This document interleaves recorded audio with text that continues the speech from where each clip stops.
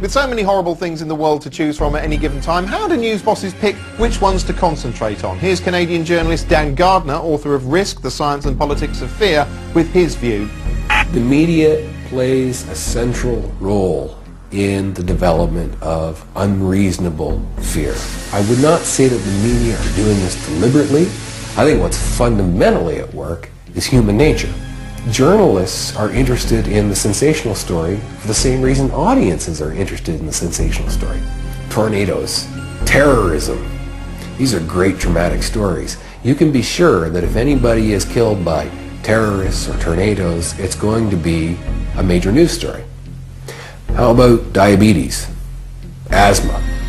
No, that's never a news story. Somebody died of diabetes. I mean, this doesn't make the news ever, right? And yet, in a single year, diabetes will kill more people than tornadoes and terrorism ever will in all of history. That's how skewed media reporting is. In the mid-1990s, in the Western media and in the Western popular culture, there was a lot of talk about killer viruses breaking out of deepest, darkest Africa and sweeping the globe, killing us all. It wasn't just in the news. It was also in suspense novels.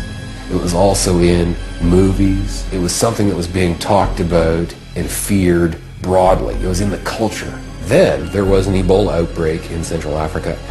Ebola is a horrible disease, and it killed about 250 people under rather horrible circumstances. The Western media descended on it with both feet. Then it played out as the outbreaks usually do, and the Western media left, and we forgot about it. A couple of years later, civil war breaks out in the very same regions, 3 million dead, virtually no coverage in the Western media whatsoever. Why not? Because it didn't fit any existing Western storyline. It didn't fit any Western self-interest. It didn't feel like a threat to us, and so we didn't pay any attention. So you have this spectacular disparity between an enormous amount of attention given to an outbreak that killed 250 people versus a civil war that killed millions and was virtually ignored. The media follow established narratives. Once there is a storyline, an arc, arcing through the media like to pick up on it and continue with it. Terrorism is a great demonstration of the power of the media narrative to shape how the media portrays events. In 1995, Timothy McVeigh, who was a white, anti-government, right-wing radical, detonates a terrible bomb in Oklahoma City, killing many people, and that becomes the paradigm of terrorism. The terrorism story, the terrorism narrative throughout the late 1990s is that of militias, of angry right-wingers, of anti-government radicals. Then, of course, 9/11 happens. Now the narrative, of course, is it's Islamic radicals. That's what terrorism is. And, of course, we all then go out, rush out, and go looking for facts and figures that support and advance that media narrative. Well, in 2005, in Oklahoma City, of all places, a man named Joel Henry Hinrichs detonates himself outside a football stadium. Well, this is a suicide bombing in Oklahoma City. And it was not reported around the world.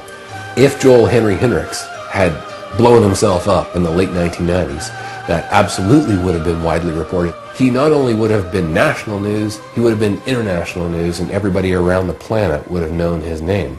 But his name was Joel Henry Hinrichs. It wasn't Muhammad. He didn't fit the narrative, and so he was ignored.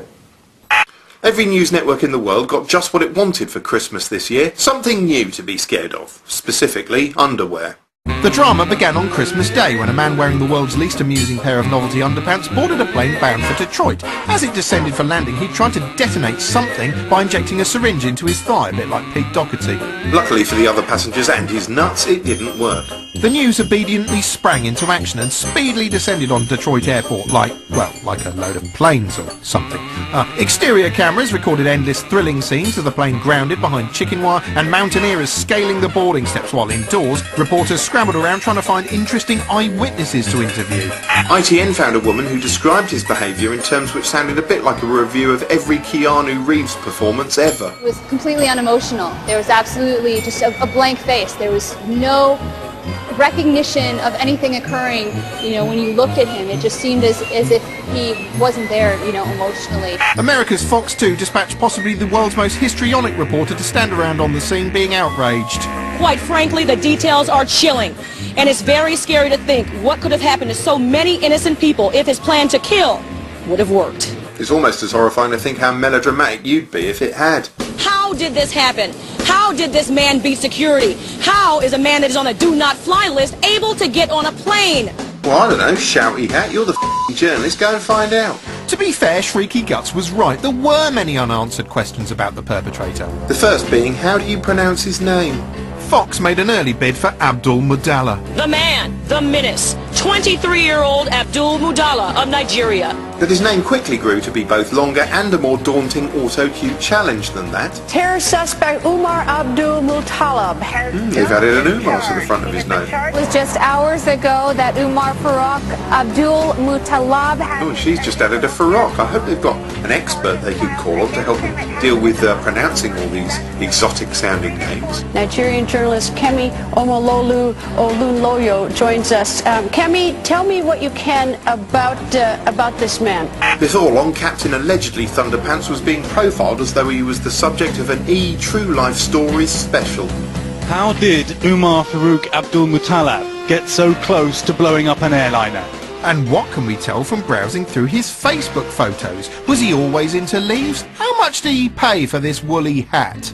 One of the main things the news wanted to know is where he'd been radicalised, as though a change in your belief system is something you somehow catch instantly in one location, like a stomach bug. Reporters diligently tracked down his past friends and mentors to ask whether he'd ever done anything to suggest he might one day try to blast his bollocks apart on a plane. Mike Rimmer taught him history in West Africa and says he seemed supportive of the Taliban in class discussions. Umar actually thought that their ideas were the correct interpretation of Islam. But I thought maybe, in the class discussions, maybe he was just sort of playing devil's advocate to sort of keep the discussion going. Oh right, well maybe this whole thing's just a big icebreaker. We also got to look around the street where Umar Farooq Abdul Muttalib grew up. The Abdul Muttalib family asked us not to film their house, and we respected their wish. That's quite considerate of the BBC. I wonder if ITN will be similarly respectful. Outside the home where the man who tried to blow up Flight 253 grew up. Still, ITN didn't just film his parents' home, they also filmed their second home. Omar Farooq's father and other members of the family are now at their second home in Abuja, another large and sprawling house with a domed mosque in the grounds. What are you going to do next? Show us his primary school? Farooq attended the Essence International School for his primary education. Even at this young age, he rarely mingled. Perhaps most intrusive of all, we also got to peer at his underwear, which, to be honest, looked considerably cleaner than I was expecting.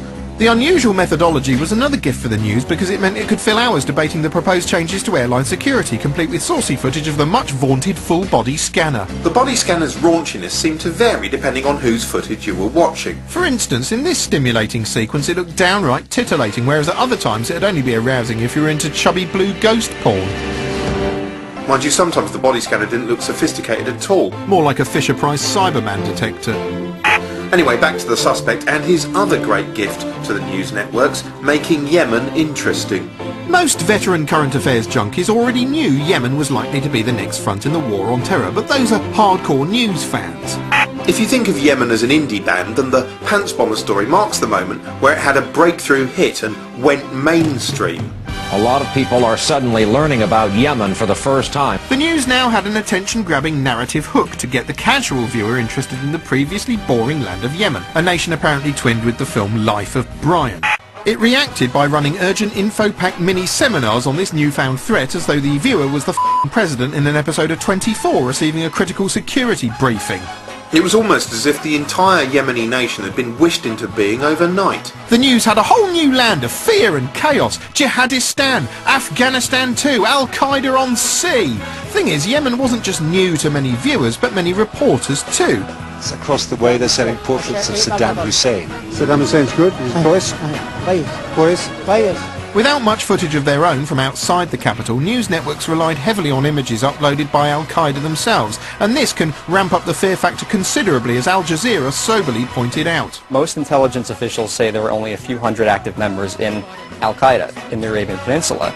So these videos act as almost like a force multiplier. They allow the group to portray itself as being much larger and much more influential than it actually is. So they're happy to get these images out there. In short, it looks like 2010 might be Yemen's year in the spotlight. It's the next big chapter in the news' favourite ongoing horror story. Don't have nightmares.